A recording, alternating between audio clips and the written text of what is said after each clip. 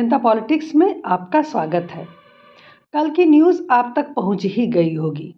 एक बार फिर supreme court ने अपना मदरसा प्रेम दिखाते हुए उत्तर प्रदेश के 16,000 मदरसों को जीवन दान दे दिया। इलाहाबाद हाई कोर्ट ने 22 मार्च को UP board of Madrasa education act 2004 को असंवैधानिक और धर्मनिरपेक्षता के सिद्धांत का उल्लंघन बताते हुए निरस्त कर दिया था। लेकिन अब सुप्रीम कोर्ट ने हाई कोर्ट के फैसले पर रोक लगा दी है। इसका मतलब हुआ कि यूपी में मदरसे चलते रहेंगे। हाई कोर्ट ने कहा था कि यूपी बोर्ड मदरसा एजुकेशन एक्ट 2004 असंवैधानिक है और इससे धर्मनिरपेक्षता के सिद्धांत का उल्लंघन होता है। साथ ही राज्य सरकार को मदरसों में पढ़ने वाले बच्चों को सामान्य स्कूलिंग सिस्टम में शामिल करने का आदेश दिया था। हाईकोर्ट ने इस दौरान पूछा था कि आखिर मदरसा बोर्ड को शिक्षा मंत्रालय की जगह अल्पसंख्यक मंत्रालय द्वारा क्यों संचालित किया जाता है। यह प्रश्न वास्तव में बहुत गंभीर है। इलाहाबाद हाई कोर्ट के मदरसा एजुकेशन बोर्ड को असंवैधानिक करार दिए जाने के बाद उत्तर प्रदेश के 16,000 मदरसों की मान्यता रद्द कर दी गई थी और कहा गया था कि अब सिर्फ मानक पूरा करने वाले मदरसों को ही मान्यता मिलेगी। इसके लिए मदरसे यूपी बोर्ड, सीबीएसई या फिर आईसीएसई बोर्ड से मान्यता के लिए आवेदन कर सकते हैं। नई व्यवस्था में जो भी मदरसे मानकों को पूरा नहीं करेंगे उन्हें मान्यता नहीं दी जाएगी और उनका संचालन बंद हो जाएगा। ऐसे मदरसों में पढ़ने वाले बच्चों का दाखिला सरकारी बेसिक या इंटरमीडिएट स्कूलों में कराया जाएगा। योगी आदित्यनाथ ने एक प्रगतिशील फैसला करते हुए मदरसा बोर्ड को खत्म कर मदरसों के 17 लाख स्टूडेंट और 10,000 टीचर को राज्य के स्कूल सिस्टम में एडजस्ट करने का फैसला किया था। किसी की नौकरी नहीं जा रही थी और किसी बच्चे का कैरियर खराब नहीं हो रहा था। बच्चे मॉडर्न एजुकेशन में आ जाते, बेहतर कामकाज पाते, टीचर नौकरी में बने रहते और सबको समान शिक्षा का अवसर मिलता। साथ ही मदरसों में सिखाई जा रही ऊल जुलूल और आसमानी जानकारी से बच्चे कंफ्यूज नहीं होते। पर सुप्रीम कोर्ट ने एक पोगापंथी फैसला करते हुए इसे रोक दिया। जबकि यदि मनन किया जाए तो राज्य के खर्च से धार्मिक स्कूल चलाने का विचार ही गलत है। वह भी तब जब देश के संविधान में मोटे मोटे अक्षरों में लिखा हो कि ये देश सेकुलर है, धर्मनिरपेक्ष है। जब धर्म ही नहीं है तो धर्म की शिक्षा देना कैसे तर्कसंगत हो सकता है। और यही बात इलाहाबाद हाई कोर्ट ने कही थी। लेकिन यहाँ महत्वपूर्ण जानकारी कुछ और भी है। उसे समझने के लिए आपको सुप्रीम कोर्ट में हुई बहस और चीफ जस्टिस चंद्रचूड़ के पीठ का फैसला भी जानना होगा। इलाहाबाद हाई कोर्ट के फैसले को मदरसों की संस्था मैनेजर्स एसोसिएशन मदरिस ने सुप्रीम कोर्ट में चुनौती दी थी। संस्था की ओर से एडवोकेट अभिषेक मनु सिंघवी ने सुप्रीम कोर्ट में दलील दी कि मदरसे 120 साल से चल रहे हैं, इन्हें ऐसे बंद नहीं किया जा सकता और इन पर अचानक रोक लगाने से 17 लाख छात्र और 10,000 शिक्षक प्रभावित होंगे। ये मूर्खता भरी दलील थी क्योंकि हाईकोर्ट ने पहले ही राज्य सरकार को कह दिया था कि सभी बच्चों और शिक्षकों को सरकारी विद्यालयों में एडजस्ट किया जाएगा। सिंघवी ने यह भी दलील दी कि हरिद्वार और ऋषिकेश में बहुत प्रसिद्ध गुरुकुल हैं जो अच्छा काम कर रहे हैं। मेरे पिता के पास वहाँ की डिग्री भी है। क्या आप इन्हें ये कहकर बंद कर देंगे कि वहाँ धार्मिक शिक्षा दी जा रही है? ये दूसरी मूर्खतापूर्ण दलील थी। आज पूरे भारत में लगभग 4,000 गुरुकुल ही चल रहे हैं, जबकि अकेले उत्तर प्रदेश में 25,000 मदरसे हैं, जिनमें से लगभग 16,000 को यूपी बोर्ड ऑफ मदरसा से मान्यता मिली हुई है। 8,500 मदरसे ऐसे हैं जिन्हें मदरसा बोर्ड ने मान्यता नहीं दी है। और पूरे देश की बात करें तो लाखों की संख्या में मदरसे हैं जिनमें करोड़ों बच्चे पढ़ते हैं। अब इनका 4,000 छोटे बड़े गुरुकुलों से क्या मेल? 1850 तक इस देश में 7,32,000 गुरुकुल हुआ करते थे। इन गुरुकुलों में शिक्षा निःशुल्क दी जाती थी। हर गांव में औसतन एक गुरुकुल था और ये जो गुरुकुल होते थे वो सब आज की भाषा में हायर लर्निंग इंस्टीट्यूट हुआ करते थे। उन सब में 18 विषय पढ़ाए जाते थे। 1958 में इंडियन एजुकेशन एक्ट बनाया गया, जिसमें गुरुकुलों की मान्यता रद्द करके उन्हें असंवैधानिक बता दिया गया और उन पर अनेक तरह के प्रतिबंध लगा दिए गए। इसके बाद गुरुकुलों को लोगों की और सरकारी मदद मिलनी बंद हो गई और गुरुकुल धीरे धीरे समाप्त होते गए। अब गुरुकुल की मदरसे से तुलना बेमानी है, क्योंकि गुरुकुल अब समाप्त प्राय हैं और मदरसे का हजारों करोड़ का सालाना बजट है देश में। सिंघवी ने आगे दलील देते हुए कहा कि क्या यह 100 साल पुराने शासन को समाप्त करने का आधार है। उन्होंने तर्क देते हुए कहा कि शिमोगा जिले में एक ऐसा गांव है जहां पूरा गांव ही संस्कृत भाषा बोलता है और कुछ ऐसी संस्थाएं भी मौजूद हैं। गजब बेवकूफ़ी है। किसी एक गांव में संस्कृत बोलने का लाखों मदरसों से क्या संबंध है? यह सिर्फ सुप्रीम कोर्ट के जज साहबान को ही समझ में आया होगा। आम आदमी की समझ से ये बात बाहर है कि किसी भाषा का किसी संस्था से क्या संबंध हो सकता है। अब सुप्रीम कोर्ट का निर्णय भी सुन लीजिए। सीजेआई चंद्रचूड़ की अगुवाई वाली बेंच ने कहा कि हाईकोर्ट ने मदरसा कानून के प्रावधानों की गलत व्याख्या की है, क्योंकि ये धार्मिक शिक्षा नहीं देता है। ध्यान दीजिए, मदरसे धार्मिक शिक्षा नहीं देते हैं। पता नहीं महामानव चंद्रचूड़ जी को यह जानकारी कहाँ से प्राप्त हुई कि मदरसा धार्मिक शिक्षा नहीं देता। उन्हें कुछ एक वीडियो या रील देखना चाहिए अपने ज्ञानार्जन के लिए। हर वो काम जिससे अल्लाह ताला खुश होता है उसे क्या कहते हैं? इबादत कहते हैं। तो इबादत कहते हैं दिवाली मनाने से अल्लाह खुश होगा? अच्छा, होली खेलने से अल्लाह खुश होगा? किसी गैर कौम की त्योहार मनाने से अल्लाह ताला नाराज होगा कि खुश होगा? नाराज होगा। और खुश कौन होगा? शैतान खुश होगा। और शैतान तो चाहता है ना कि अल्लाह की इबादत और इताअत से मोड़ करके हटा करके तुमको किसी गैर की तरफ लगा दे, है कि नहीं है? भारत में मदरसों की स्थिति जानना बहुत ज़रूरी है सुप्रीम कोर्ट के लिए, क्योंकि लगता है वो न ही न्यूज़पेपर पढ़ते हैं और न ही खबरों से अपडेट रहते हैं।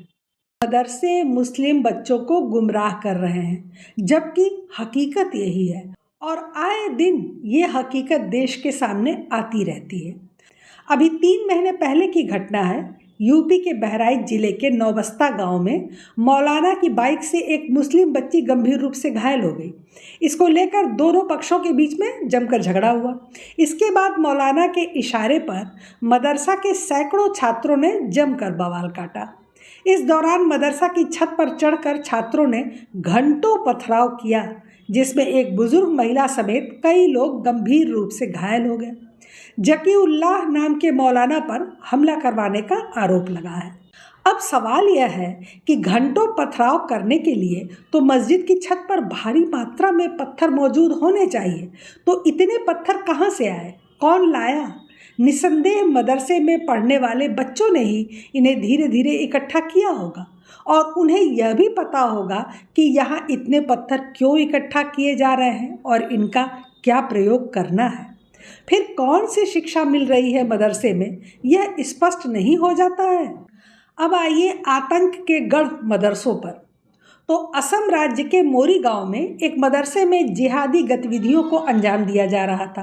यहाँ एक आतंकी मॉड्यूल मदरसे से संचालित हो रहा था और राज्य में बड़े हमले की योजना बना रहा था। सूचना मिलने के बाद पुलिस ने कार्रवाई करते हुए संदिग्ध जिहादी को गिरफ्तार किया। इसकी पहचान मुफ्ती मुस्तफ़ा के रूप में हुई।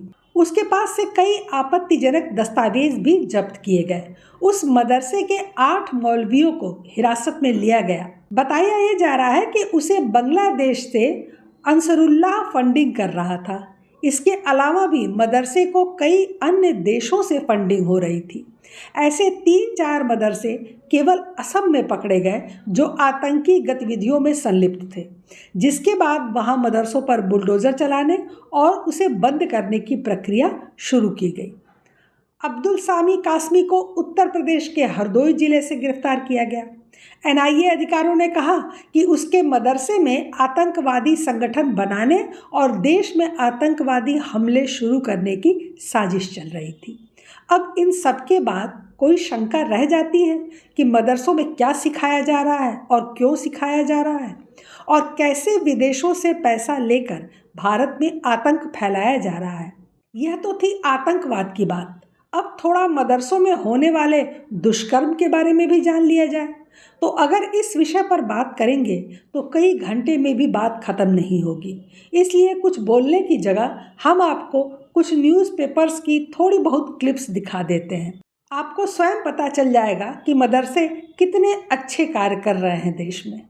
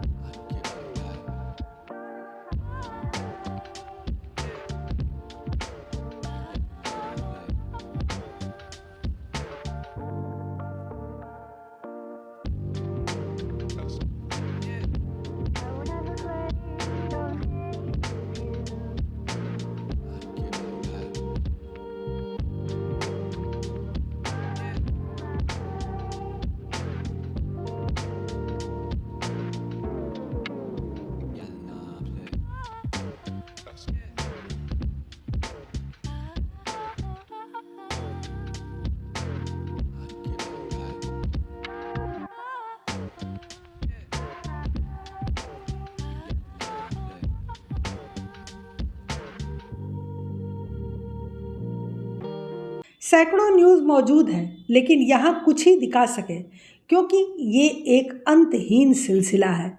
हर दूसरे दिन इस तरह की खबर आएगी तो आप कहाँ तक पढ़ सकेंगे। दुखद ये है कि यहाँ सिर्फ लड़कियाँ नहीं, लड़के भी यौन शोषण का शिकार हो रहे हैं। लेकिन प्रश्न बहुत बड़ा है, विशेषकर मुस्लिम समुदाय के लिए, कि आखिर वो क्यों ऐसी जगहों पर अपने बच्चों को पढ़ने भेजते हैं। ऐसे मदरसों को वो बंद क्यों नहीं कराते। कोर्ट ने कहा कि मदरसा बोर्ड को रेगुलेट किया जा सकता है और इलाहाबाद हाई कोर्ट का ये कहना प्रथम दृष्टया सही नहीं है कि बोर्ड के गठन से धर्मनिरपेक्षता का उल्लंघन होगा। फिर वही प्रश्न, हमारे चीफ जस्टिस जी संविधान को एक बार ध्यान से देखें तो उन्हें पता चलेगा कि यदि देश धर्मनिरपेक्ष है तो किसी अल्पसंख्यक आयोग या मदरसा बोर्ड या गुरुकुल बोर्ड की स्थापना नहीं की जा सकती, अर्थात धर्म के आधार पर शिक्षा नहीं दी जा सकती। तो मदरसा बोर्ड का गठन कैसे संवैधानिक है।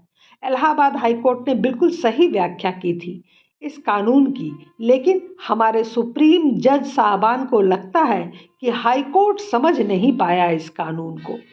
क्या हाई कोर्ट में काबिल लोग नहीं बैठते, वो सिर्फ सुप्रीम कोर्ट की कॉलेजियम सिस्टम से ही आते हैं। कोर्ट ने कहा कि अगर हाई कोर्ट को इस बात की चिंता थी कि मदरसों में पढ़ने वालों को भी क्वालिटी एजुकेशन मिले तो इसका समाधान मदरसा कानून रद्द करने से नहीं होगा।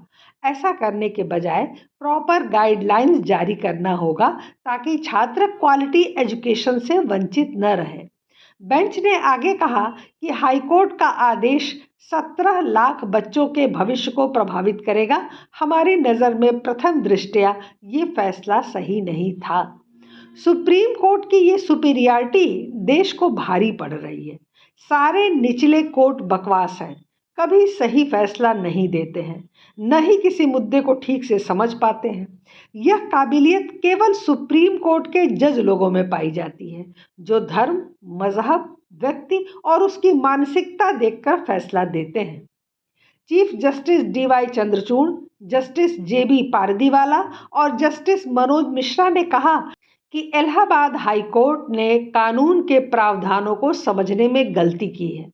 पता नहीं इलाहाबाद हाई कोर्ट ने समझने में गलती की है या सुप्रीम कोर्ट गलती कर रहा है।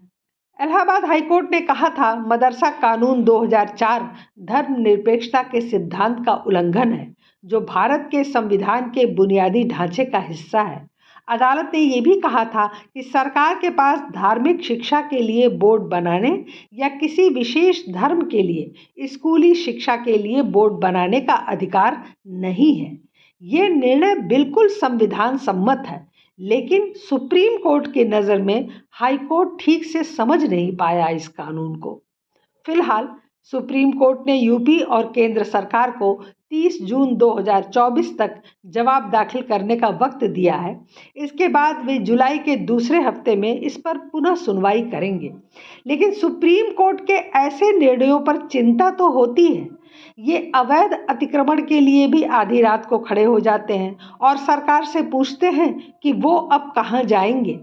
ये अवैध रोहिंग्या मुसलमानों को अस्थायी निवास देकर बसाने की वकालत करते हैं और कहते हैं कि आप उन्हें ऐसे कैसे देश से बाहर निकाल सकते हैं।